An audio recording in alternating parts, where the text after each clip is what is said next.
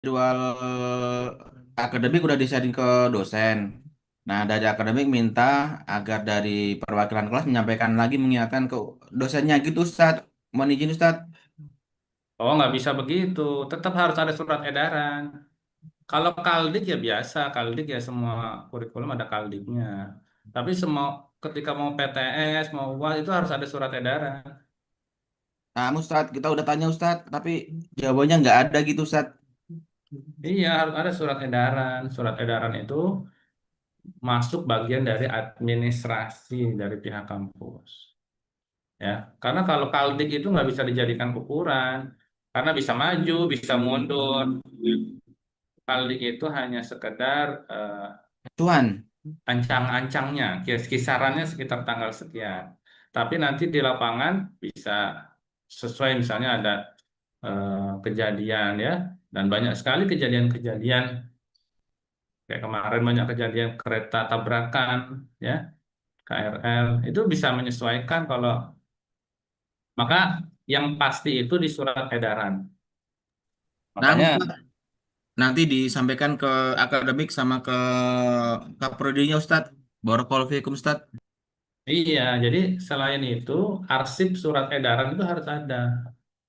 Nah, itu namanya tertib administrasi, ya. Ada surat edaran. Apapun itu yang berhubungan dengan kegiatan formal itu harus ada surat edaran. Tanpa surat edaran kita nggak bisa. Tidak ada legalitas. Jadi saya mengadakan PTS kapan? Besok. Kapan? Lusa. Nah, itu harus ada surat edaran. Ditandatangani resmi oleh pihak kampus. Ya memang idealnya harusnya dosen dulu yang tahu. Ada memang kaldik-kaldik itu ada. Teman-teman juga dapat kaldik ya? Sudah, Ustadz. Kalau di grup dosen itu ada kan, Ustadz?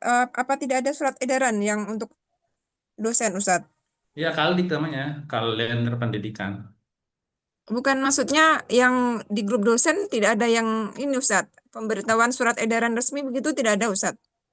Nggak ada, tidak ada ya. Surat edaran itu resmi, ada kop surat, ya kan, ada apa istilahnya, ada ya, ya sebagaimana teman-teman administrasi di sekolah lah. Mau PTS pasti ada surat edaran kan ke orang tua, ke guru, kemana-mana. Ditandatangani resmi, ada berita acaranya ya. Oke, ala kulli khair, kita ala kulli halin kita lanjut saja, tidak apa-apa ya. Berarti ada miss ya, berarti kita nanti ini kan ada satu materi nih yang mau saya sampaikan hari ini ya. Saya masih mau menyampaikan satu materi yaitu modul ke-6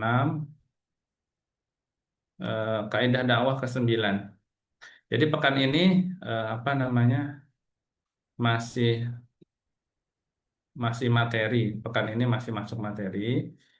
Nanti teman-teman mungkin saya berikan saja eh, batasan materi ya. Jadi nanti silakan dipelajari sendiri. Biasanya kebiasaan saya itu kalau ada waktu satu kali pertemuan sebelum PTS, saya biasa tanya jawab soal-soal latihan untuk persiapan.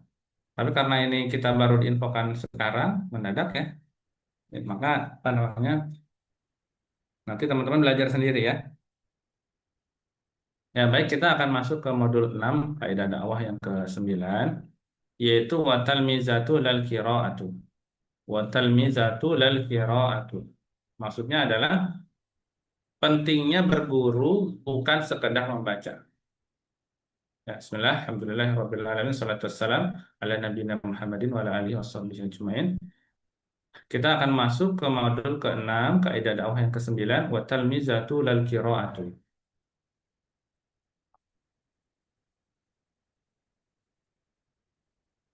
Nah, artinya adalah pentingnya berguru, ya, pentingnya berguru bukan hanya sekedar membaca. Sebelumnya peta kaidah dakwah kita sudah belajar ya, apa namanya, yabda'ul manhaj bil qudwah qabla dakwah. Kita sudah belajar metode dakwah yang dimulai dengan keteladanan sebelum sebelum ajakan.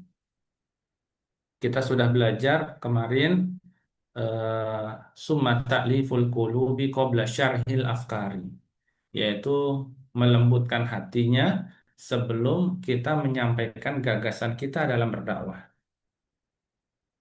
Kita juga sudah belajar eh, wayalihi ta'rifu qabla taklifi ma tadarruji fi taklif, yaitu apa namanya, mengenalkan sebelum dibebani dengan kewajiban-kewajiban bertahap tadarruj.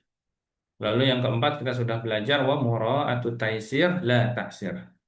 Nah, memudahkan, tidak boleh Menyulitkan. mempersulit orang dalam beragama, ya, dalam kita berdakwah nggak boleh kita bikin sulit orang. Lalu yang kelima kita sudah belajar wa tarsihul usul qabla al furu', yaitu menanamkan prinsip-prinsip dasar sebelum kita mempelajari cabang furu'. Apalagi belajar ikhtilaf. Oh, itu belakangan sekali itu. Masalah khilafiyah itu belakangan sekali, itu terakhir. Masalah furu' saja itu nomor dua. Furu'iyah, ya. Cabang-cabang dalam beragama. Yang pertama adalah wa tarsihul usul, yaitu prinsip-prinsip tiang-tiangnya. Itu, ya. Lalu yang keenam, wantihaju tabsyir qabla tanzir. Menempuh jalan kabar gembira sebelum peringatan. Jadi kasih kabar gembira, kayaknya surga kamu Pak, surga kamu gitu, ya. Jangan sampai dakwah kita tuh kalah sama dakwah agama sebelah, di mana agama sebelah itu semua dosa itu akan diampuni oleh Tuhan Bapa itu. Semua dosa karena sudah ditebus oleh Tuhan Bapa. Tuhan Bapa itu menjadi manusia sehingga dia menebus dosa-dosa manusia. Tuh bayangkan, agama sebelah itu marketingnya begitu, ya. Kalau kita dikit-dikit sesat, dikit-dikit neraka. Hah? Ya di apa ya sama? Ada, ya udah. Hmm. Tutup pintunya kak, ya. Jadi marketingnya itu nggak boleh kalah kita. Ya memang seni, dakwah itu sama seperti marketing, ya. Dakwah itu sama seperti marketing. Ya, gimana marketing? Dakwah itu eh, pernah lihat orang jualan brosur-brosur di pinggir apa, nyebar brosur di pinggir jalan. Itu demi dia bisa closing menjual sepeda motor Honda, ya. Dia harus rela. Jadi tidak bisa tuh tim produksi, tim keuangan, ya kan? Tidak ada tim marketing di mana? Pasti ujung tombaknya adalah tim marketing. Mereka-mereka yang berjuang canvassing di jalan-jalan, ya sama. Ini orang Islam, ini ustadz-ustadz yang berceramah di masjid-masjid, ya itu udah mudah sekali. Kenapa? Orang memang datang ke masjid untuk menerima banyak kebenaran. Tapi coba kalau kita di jalan raya, di terminal, ngajak orang sholat, berdakwah, amar ma'ruf nahi munkar, belum tentu mereka menerima, ya. Belum tentu mereka menerima. Lalu yang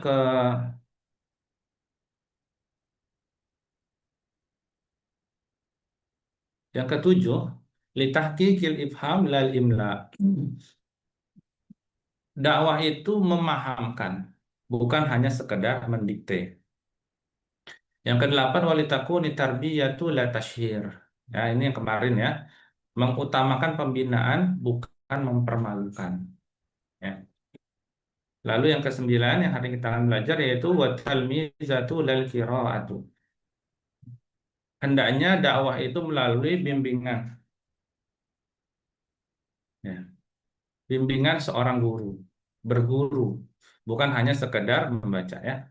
Banyak kisah-kisah sebagaimana eh, kita akan sebutkan di sini, ya. Pentingnya eh, pentingnya sanad, ya, dalam menuntut ilmu, ya. Allah Subhanahu wa taala sudah menyampaikan dalam surat An-Nahl ayat 43, A'udzu billahi minasyaitonir rajim, fas'alu ahla zikri in kuntum la ta'lamun. Maka bertanyalah kepada orang yang berilmu jika kamu tidak mengetahui. Artinya kita disuruh untuk mencari tahu, untuk bertanya. tidak cukup untuk mencari sendiri, harus melalui ahlinya, harus melalui gurunya.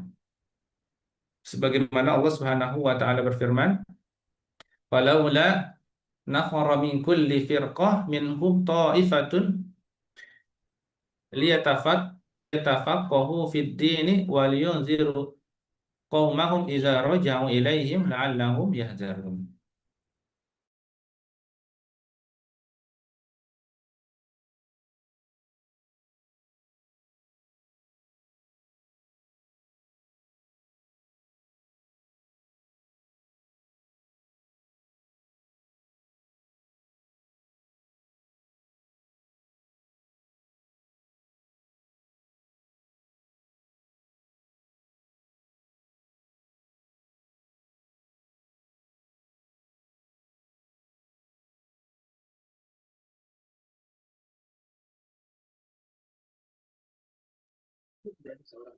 Sepertinya sinyalnya Ustadz yang hilang.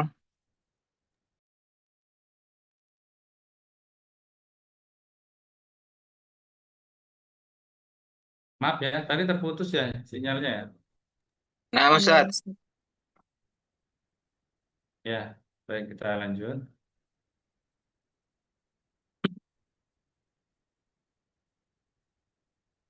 Ya, falaula nafara min kulli firqatin minhum ta'ifatun liyatafaqahu fid din wa liyunziru qaumahum idza raja'u ilaihim la'allahum yahzarun.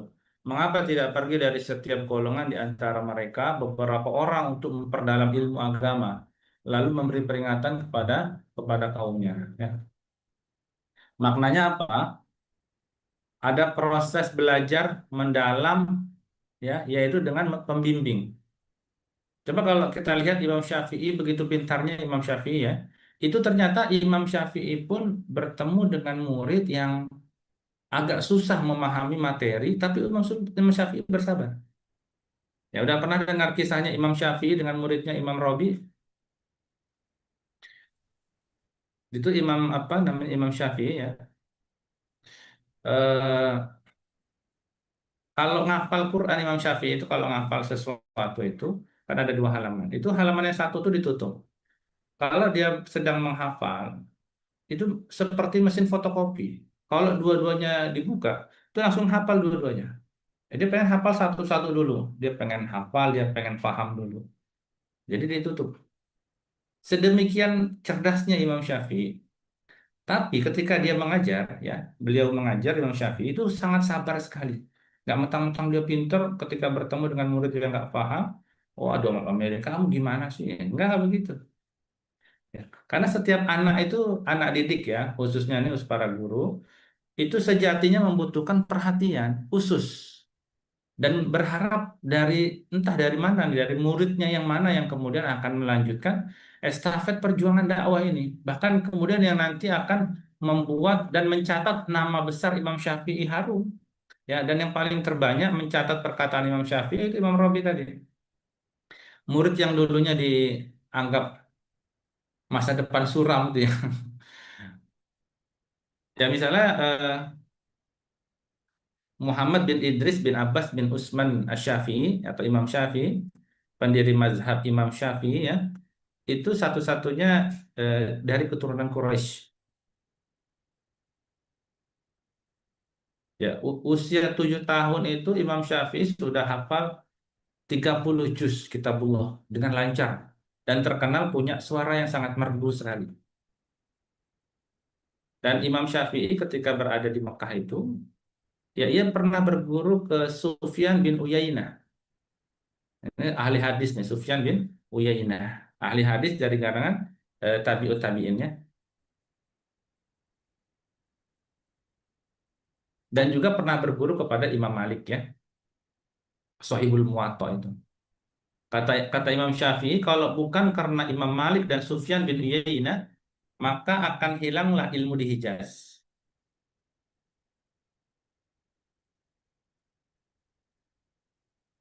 Jadi seperti diceritakan misalnya oleh Imam Baihaqi dalam kitab Manaqibnya Imam Syafi'i, itu ada seorang murid Imam Syafi'i yang bernama Arabi, ya, Arabi bin Sulaiman. Jadi di antara muridnya tuh banyak sekali. ada nama muridnya yang bernama Ar-Rabi bin Sulaiman. Kalau di kita namanya istilah yang pembelajar lambat ya. Pembelajar lambat itu apa namanya? eh, Slow learner ya. Bukan soft spoken ya, tapi slow learner. Jadi pembelajarnya itu agak slow, slow gitu ya. Apa ya namanya? Santai saja Ustadz. Iya, bukan santai saja bukan. Jadi dia tuh tipikalnya yang pengennya tuh bisa dulu sekali baru dia lanjut ke pelajaran yang lain. Kalau belum paham dia nggak pura-pura paham gitu. Nah itu Imam Robi karakternya begitu, ya. Eh, Agak lurus dia. Ah, kemudian eh, karena kemampuannya tadi dalam menangkap dan memahami pelajaran yang cukup lambat tadi ya, dibandingkan dengan kawan-kawan sebayanya. Kawan-kawan sebaya pengen lanjut, lanjut, lanjut terus gitu ya. Imam Robi itu pengen pelan, paham, tafsirnya banyak, pengen dikuasai dulu semuanya. Jadi kalau yang lain tuh ya udah cukup di cover-cover permukaan saja gitu. Tapi Imam Robi itu pengennya dalam gitu. Nah itu yang membuat ini kok nggak paham-paham gitu. Orang-orang salah paham gitu. Tapi Imam Syafi'i nggak pernah memvonis muridnya tadi. Ya, tidak pernah memvonis muridnya itu Ar-Rabi. Bahkan Imam Syafi'i itu selalu menerangkan dengan seruntut mungkin. Ya, penjelasannya dilakukan berulang-ulang kali. Ketika siswa-siswa yang lain sudah selesai mencerna pelajarannya, Imam Syafi'i, Ar-Rabi itu tetap mengatakan saya tidak mampu. Walaupun saya sudah berupaya, saya tidak mampu kata Imam Rabi tadi. Kan Ar-Rabi tadi ya. Bahkan Imam Syafi'i mengatakan, wahai Rabi, apakah pelajaran ini sudah kau pahami atau belum? Imam Syafi'i nanya terus begitu tuh. Ngomong terus sama murid yang satu ini nih, yang spesial tadi ya. Bukan berkebutuhan khusus bukannya. Dengan penuh kesabaran, lalu kemudian sang guru pun ketika Imam Rabi mengatakan belum paham, Imam Syafi'i mengulang lagi terus. Itu dalam riwayat ada yang mengatakan 39 kali diulang materi yang sama. Ada yang bilang diulang 40 kali. Terus sampai Imam Syafi'i mengatakan kalau sekarang gimana? Udah paham belum? Itu habis diulang itu yang kalau sekarang gimana? Udah paham belum? Nah, itu Masya Allah ya Imam Syafi'i ya. Ini ulama peletak dasar mazhab fikih terbesar di dunia ini. Tapi Imam Robi berkata apa? Belum. Udah paham belum? Belum gitu ya. Jadi ada yang model begitu tuh ada ya. Yang kira nih ulama-ulama nih belajarnya lurus-lurus aja gitu ya. Ya nggak ada banyak yang gitu. Jadi sudah diulang 39 kali ya. Itu tetap aja nih slow learner ini. Nggak kunjung ngerti ya inti dari pelajaran yang disampaikan sang guru tadi. Jadi, akhirnya Imam Syafi'i mengulangi penjabarannya. Mata pelajaran itu diulang 39 kali. Bahkan saking malunya Imam Rabi tadi nggak kuat itu mengangkat wajahnya sendiri. Ia merasa, oh saya sudah mengecewakan guru saya nih. Malu lah gitu ya dalam hati begitu ya. Ketika Imam Syafi'i kemudian menjawab pertanyaan-pertanyaan dari murid-muridnya yang lain, itu pelan-pelan itu eh, Imam Rabi itu apa namanya keluar dari majelis ya sambil bersedih hati pulang ke rumahnya. Baru setengah jalan Imam Robi kemudian dipanggil lagi. Ternyata yang manggil adalah Imam Syafi'i. Imam Robi seneng banget itu pas dipanggil itu karena Imam Syafi'i itu nggak menunjukkan rasa kesal sama sekali dalam dia kan mikirnya frustasi kayaknya guru saya ya jengkel kayaknya nih guru saya nih gitu sama saya. Ternyata enggak ya.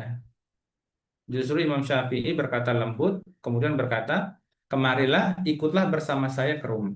Mau diajarin privat berarti ya. Belajar privat. Jadi ngaji privat udah ada nih dari zaman dulu ya.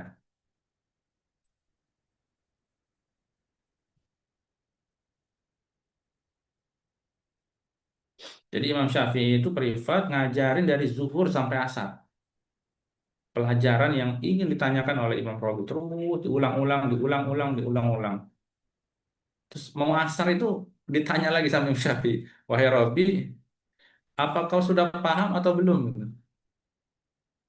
Ternyata Rabi bin Sulaiman bilang, saya tidak paham, Wahai Syekh. Ya, saya nggak paham ini. Itu hampir nangis kalau kita ya barangkali ya kalau ngomong begitu ya. Jadi zuhur sampai asar gitu ya. Lalu kata Imam Syafi'i, apa namanya, eh, wahai muridku, kata Imam Syafi'i, sebatas inilah kemampuanku dalam mengajarimu. Jika kau masih belum paham juga, maka berdoalah. Ya, tuh, ini salah satu ya eh, kebiasaan para ulama mendoakan, bukan ngomelin atau bahkan cari metode-metode apa lagi nih yang belum. Ya udah semampunya aja, guru itu mengajarkan semampunya saja. Tambah jam waktunya doang ya. Dari zuhur sampai asar kata Imam Syafi'i, wahai muridku sebatas inilah kemampuanku. Berdoalah kepada Allah agar berkenan mencurahkan ilmunya untukmu. Disuruh berdoa, jadi bukan hanya si guru mendoakan muridnya, tapi muridnya itu suruh banyak berdoa juga. Kalau dari ikhtiarnya kan sudah luar biasa tuh Imam Rabi ya.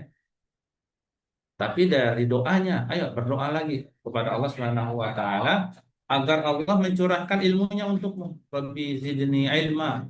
Terus warzuqni fahma. Allahumma inna nas'aluka ilman nafi'a wa rizqan thayyiban wa amalan mutaqabbala. Allahumma la sahla illa, terus diulang ya doa-doa seperti itu. Lalu Imam Syafi'i melanjutkan, tugasku hanya menyampaikan ilmu. Hanya Allah yang memberikan ilmu. Jadi Imam Syafi'i berkata, aku hanya menyampaikan ilmu. Ya, Allah lah yang kemudian memberikan ilmu ke dalam hati dan pikiran aku. Ya. Jadi bukan kita itu yang ngasih ilmu ke anak-anak didiknya, kita cuma menyampaikan. Sebagaimana hari ini kita belajar dakwah, itu kita hanya menyampaikan. Ya, kita hanya menyampaikan.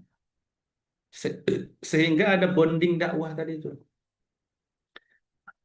Makanya kaidah dakwah kita yang kesembilan, wa talmizatul lal qiraah.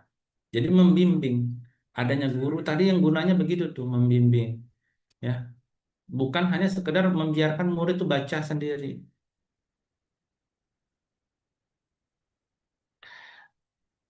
Lalu kata Imam Syafi'i sambil melanjutkan doanya tadi ya, seandainya ilmu yang kuajarkan ini adalah sesendok makanan, pasti sudah kusuapkan ini kepadamu. Yang terkenal sekali ya. Kalau ilmunya ini adalah makanan, udah saya suapin gitu. Tapi ilmu kan nggak bukan bukan makanan yang bisa disuapin begitu saja. Ya, ilmu itu berasal dari Allah Subhanahu wa taala. Tugasnya Imam Syafi'i hanya menyampaikan, ya. Lalu kemudian Allah lah yang memberikan ilmu itu sendiri. Nah, nasihat itu begitu terpatri dalam diri Imam Robi ya.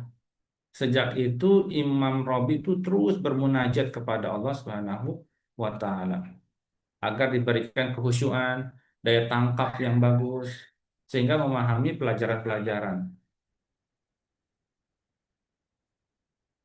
Sampai akhirnya sejarah mencatatkan bahwa Imam Rabi bin Sulaiman ini ulama besar dalam mazhab Syafi'i ini.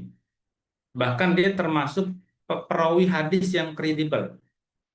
Nggak mungkin kalau ingatannya lemah, kemampuan hafalannya lemah, ini jadi perawi hadis nggak mungkin ini. Jadi ternyata pelajarannya bahwa anak yang barangkali kita lihat, oh ini kayaknya IQ-nya jongkok nih. Walaupun IQ nggak ada yang jongkok ya, itu cuma kadang-kadang guru suka gampang memvonis. Itu anak yang barangkali kita vonis seperti itu ternyata dia punya semacam apa namanya sesuatu yang potensi yang luar biasa yang tidak dimiliki ya di antara teman-temannya yang lain yang mungkin kita anggap oh ini pintar ini oh ini calon ulama nih ini generasi ini apa namanya bibit unggul nih gitu. Nah, kalau ini bibit busuk ya. Ternyata nggak boleh memvonis seperti itu. Sebagaimana Imam Syafi'i tadi, justru malah Imam Syafi'i itu paling sayang banget sama murid yang satu tadi tuh.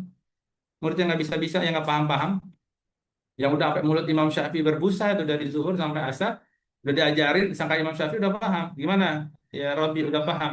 Belum. Nah itu jadi Imam Imam Robi akhirnya menjadi perawi hadis yang kredibel ya.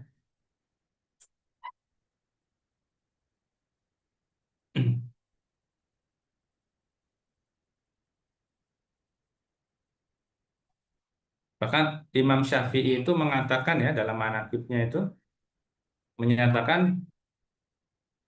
eh, ma khadamani ahadun misla ma khadamani Rabi bin Sulaiman. Maksudnya tidak ada seorang pun yang membantuku ya, yang melayani gurunya ya, seperti pelayanan dari Ar-Rabi bin Sulaiman. Jadi dia paling khidmat sekali itu sama gurunya itu. Nah, berarti ini satu kemuliaan mereka yang khidmat sama gurunya itu, melayani gurunya ya, ngangkatin tas gurunya ya, adabnya, etikanya itu sama guru. Nah, sehingga membuat bentar dulu ya.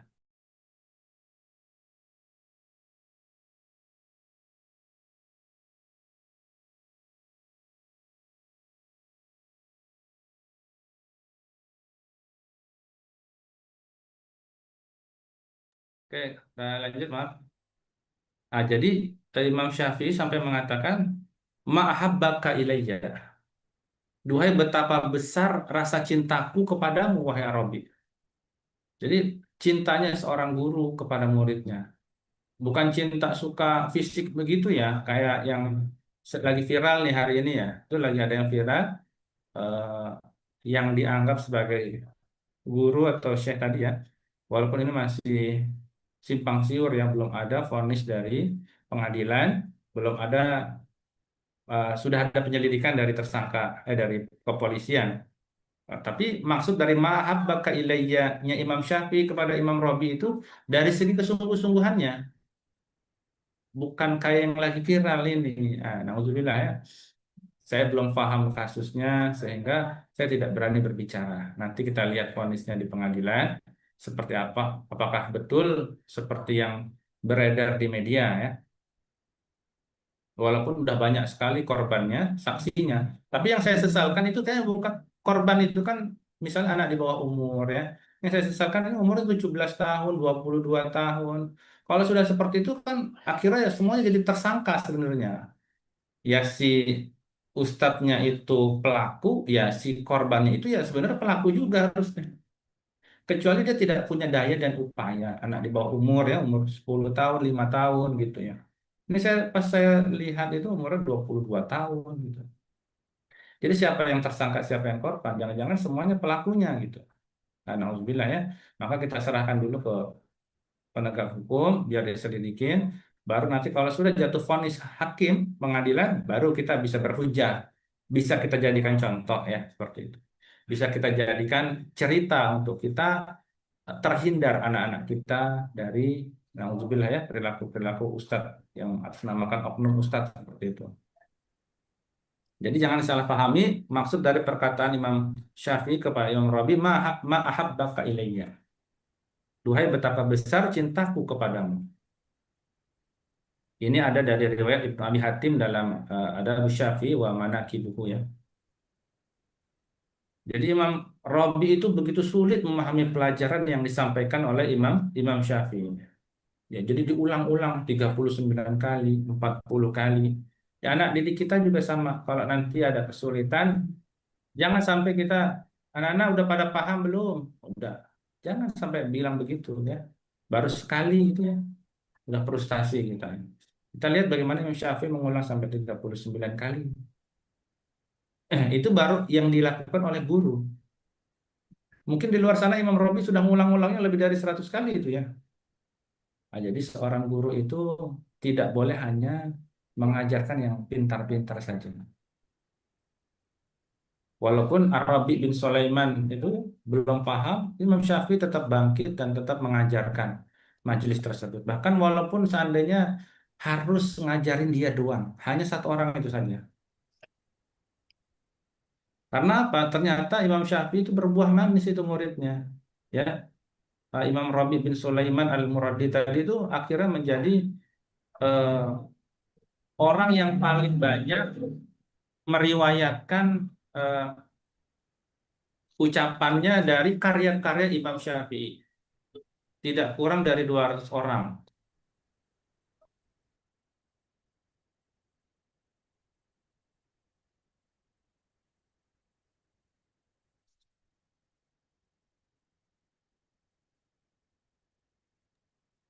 Nah, jadi eh, yang paling banyak meriwayatkan dari karya-karya Imam Syafi'i itu justru Imam Rabi itu. Dan tidak kurang dari 200 orang, tidak kurang dari 200 ulama ya, itu saya mencatatnya, itu berbagai negeri berguru kepada Imam Rabi bin Sulaiman ya untuk mengambil riwayat ya dari Imam Syafi'i. Jadi melalui perantara Imam Rabi tadi.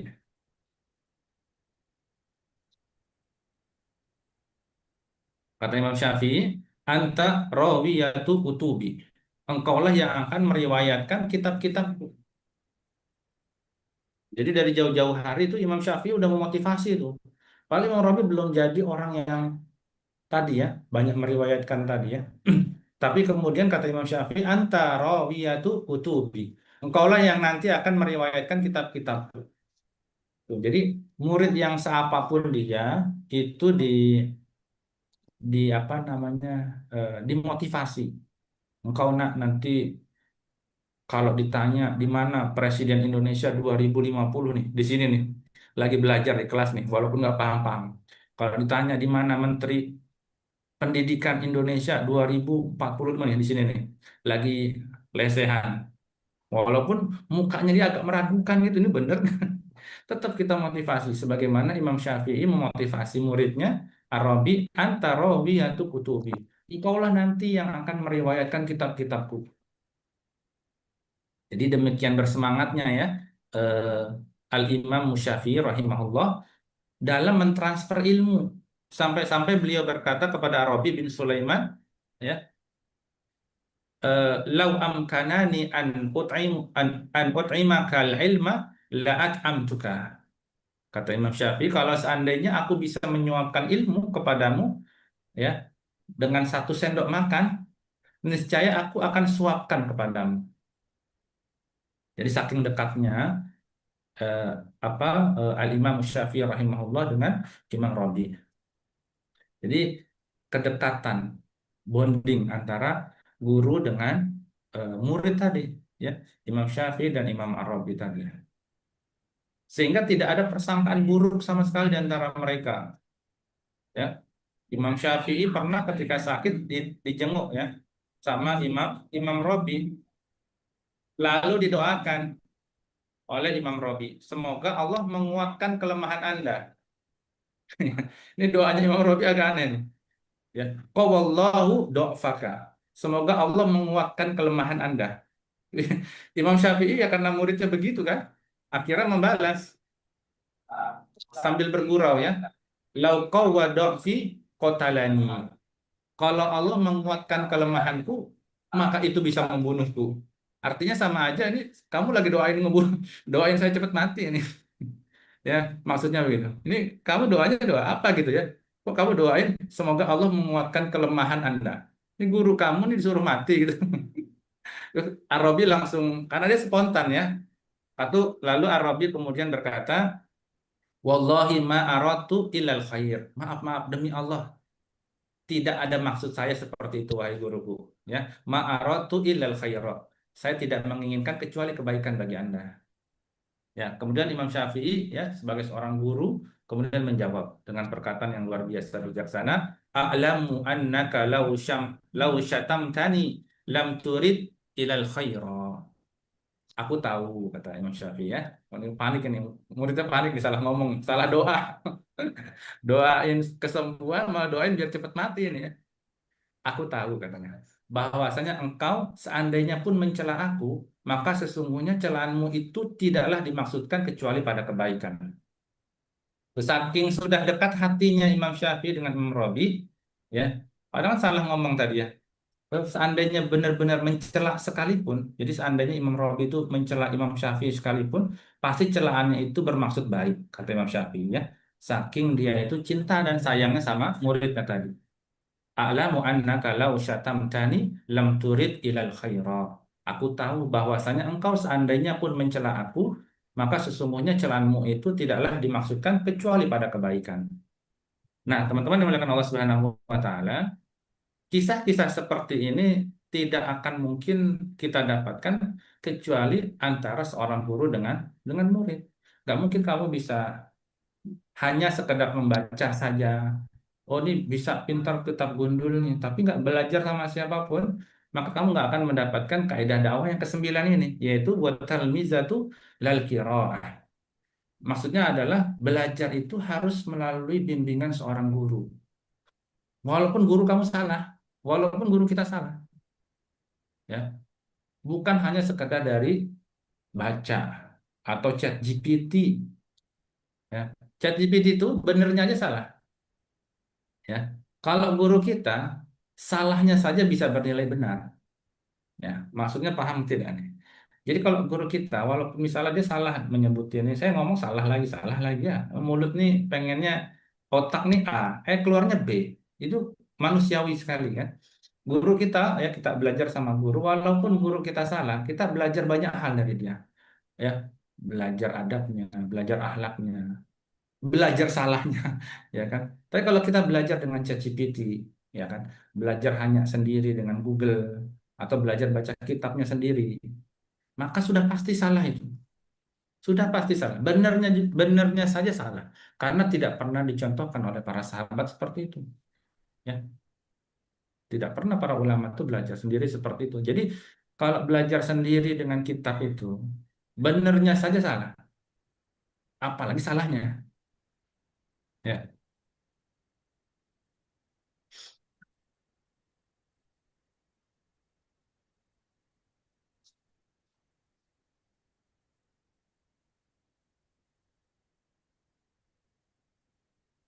Jadi ada proses dalam belajar ya. Ada proses bersabar. Walaupun cuma ngaji setoran dengan guru kita cuma 5 ayat barangkali ya. Nah itu jauh lebih bagus itu daripada nggak setor sama sama seorang guru bacaan kita. Walaupun kita tahu nih guru kita nih guru kampung doang ya. Saya juga sama guru saya guru-guru di kampung gitu. Apa ya nggak punya metode apa-apa. Metode hari ini kan luar biasa banyak sekali ya. Metode ini, metode itu. Guru saya cuma guru kampung itu. Kalau saya ngaji nggak bisa-bisa, saya disuruh terakhiran itu. Saya ini bagian nyapu-nyapu itu, bagian nyapu, bagian ngepel-ngepel, bagian begitu saya bagian nyuci piring. Coba, kamu percaya saya bagian dulu seperti itu ya. Di antara santri-santri lain yang ya pintar-pintar sekali itu. Saya bagian urusan dapur konsumsi, bagian nganterin air itu. Tapi ini tak harus dinikmat ya. Tak harus dinikmat sampai hari ini yang istiqomah gitu ya, istiqomah apa namanya terus berjuang dalam dakwah ini itu ya. Itu teman-teman saya banyak yang apa namanya muntaber, mundur tanpa berita. Ya. Nah, itu mudah-mudahan kita bisa selalu istiqomah ya, selalu mengingatkan. Atau misalnya kita juga kudu melihat bagaimana kisah Musa belajar kepada Nabi Allah Khidir dalam surat Al-Kahfi ayat ke-66 sampai 67 ya. Itu Allah Subhanahu wa taala berfirman, qala lahu Musa hal attabi'uka ala an tu'allimani mimma 'ullimta rusyda. Qala innaka lan tastati'a ma'iya sabra. Musa berkata, bolehkah aku mengikutimu agar engkau mengajarkan kepadaku?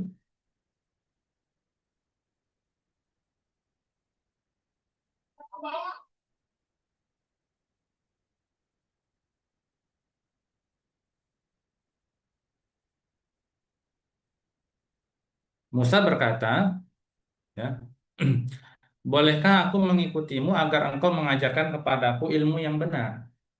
Ya, Khidir berkata, sesungguhnya engkau tidak akan mampu bersabar bersama. Ya, tidak akan mampu bersabar bersamaku. Jadi memang Nabi Allah Khidir ini, jadi tadi kan yang aneh muridnya, sekarang yang aneh gurunya. Ini aneh gurunya ya. Jadi dari Ubay bin Ka'ab radhiyallahu an menceritakan tentang kisah Musa. Pada suatu hari Musa pernah berkhutbah di hadapan Bani Israel. Di antara mereka itu bertanya, ya di antara Bani Israel, siapakah orang yang paling berilmu? Lalu Musa spontan menjawab, saya. Oh saya nabinya kok gitu kan. Ya kayak Nabi Muhammad ditanya siapa yang paling berilmu kan. Ya, yang paling mengetahui tentang Allah ya saat itu Nabi Muhammad. Sebagaimana Musa pun ditanya, siapa orang yang paling berilmu? Saya, kata Nabi Musa alaihissalam. Lalu Allah Subhanahu wa taala itu menegurnya langsung karena Musa tidak memiliki pengetahuan dalam masalah masalah ini, gitu ya. Jadi jangan kita bilang ini Musa sombong banget nih. Enggak, memang nggak sombong. Ya memang yang dipilih siapa nabinya? Nabi Musa kan. Lalu ketika ditanya siapa yang paling berilmu, Musa menjawab saya. Lalu kemudian Allah menurunkan wahyu kepada Nabi Nabi Musa ya. Wahyunya adalah ya artinya langsung ya biar cepat. Sesungguhnya aku mempunyai seorang hamba di pertemuan antara dua buah lautan dan ia lebih berilmu daripadamu. Lalu Musa bertanya, wahai Robku, bagaimana saya bisa mendatanginya? Maka dikatakan kepadanya, bawalah bekal ikan di dalam wadah bersamamu. Jika kamu kehilangan ikanmu itu, maka di sanalah orang itu berada. Lalu Musa pun berangkat. Ya, ditemani seorang pemuda bernama siapa? Yusha bin Nun. Di dalam bekalnya itu pembantunya dia Yusha bin Nun tadi. Di dalam bekalnya mereka berdua tidak lupa membawa ikan. Karena ikan tadi itu yang justru nanti akan menjadi titik poin di mana Nabiullah Khidir berada. Sampai akhirnya mereka sampai di sebuah padang pasir. Lalu mereka pun beristirahat sejenak, nyender lah istilahnya ya. Lalu kemudian nggak kerasa ketiduran. Lalu pada saat itu ikan yang ada dalam bekal tersebut itu loncat terus, loncat-loncat, gelepar-gelepar gitu ya ikan ya, sampai kemudian di tepi pantai. Jadi aneh nih, bagi Musa dan Yusha bin Nun ini aneh nih ikan. Apa namanya, kejadian yang unik nih. Bisa nyari air sendiri ya, ikan. Lalu kemudian keduanya pun terbangun dan meneruskan perjalanannya. Ya, sampai kemudian tatkala pagi menyapa, maka Musa berkata kepada temannya. Berkatalah Musa kepada temannya ya. Ini kisah diabadikan dalam Al-Quran surat Al-Kahfi ya. Bawalah kemari makanan kita. Atina goda'ana laqad lakina min safarina hadza nasoba. Bawa bawa makanannya ke sini Yusa. Sesungguhnya kita telah capek karena perjalanan kita ini. Nah, dan Musa baru sadar itu. Ternyata ikan yang tadi gelepar-gelepar diliatin aja. Dia cuma cuma ngeliat heran ya. Dia teringat bahwa kalau ikan tadi hilang di situ, maka tempat yang tadi dimaksudkan orang berilmu itu jadi situ. Nah, Musa baru sadar bahwa Musa telah melewatinya tuh.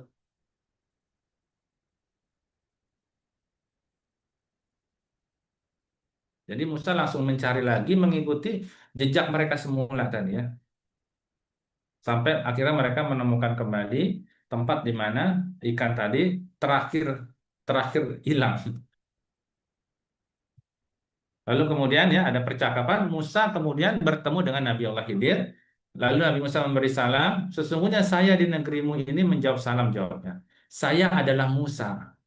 Lalu kemudian Nabi Khidir meyakinkan, Anda apakah Anda Musa Bani Israel? Ya. Lalu dia berkata kepadanya, qala lahu Musa hal attabi'uka ila akhir ayah ya. Lalu Musa berkata kepada Nabi Allah Khidir, bolehkah aku mengikutimu supaya kamu mengajarkan kepadaku ilmu yang benar di antara ilmu-ilmu yang telah diajarkan kepadamu. Lalu Nabi Allah Khidir menjawab, sesungguhnya kamu tidak akan sanggup sabar bersamaku.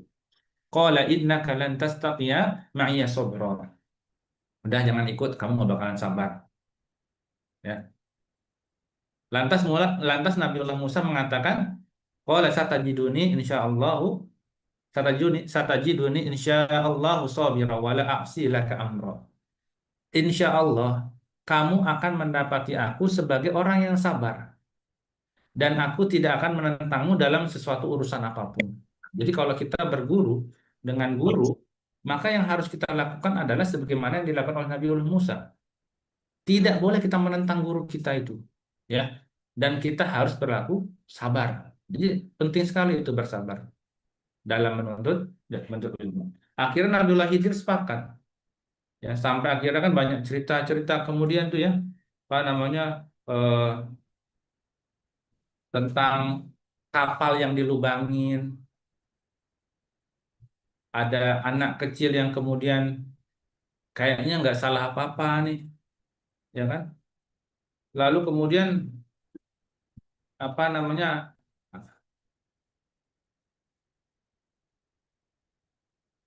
dibunuh sama Nabiullah Khidir tadi ya. Itu kan gimana, kita nggak siap itu kalau punya guru kayak gitu. Ada anak kecil lagi main-main sama teman-teman sebayanya, terus Nabiullah Khidir ambil kepalanya itu kan, dicabut itu gimana? Ini kita nggak bakalan sanggup kalau punya guru seperti itu ya. Lalu Musa pun sama, nggak sanggup, nggak sabar, apalagi Nabi Musa ya, apa namanya? Qala aqtalta nafsan zakiyah. Ah, aqtalta nafsan zakiyatan bighairi nafs. Laqad ji'ta syai'an nukra. Musa berkata, mengapa kamu bunuh jiwa yang bersih itu? Ini bocil, bocil ini nggak punya salah ini. Kenapa dibunuh nih? Ya, bahkan dia nggak mau ngebunuh orang lain juga. Kata Musa, sesungguhnya kamu telah melakukan sesuatu yang mungkar. Lalu Khidir menjawab, ya, qala alam aqul laka innaka lan tastati'a ma'iya sabra. Khidir bilang, bukankah sudah kukatakan padamu bahwa sesungguhnya kamu tidak akan dapat sabar bersama. Nah, jadi memang eh, tidak ada lagi lah ya guru seperti itu. Guru yang pengetahuannya itu kasyaf. Allah ajarkan sesuatu yang di luar. Jadi ya bisa terjadi sama siapa saja, ya, sama manusia siapa saja bisa saja Allah berikan hikmah kepada mereka-mereka yang Allah berikan hikmah, gitu.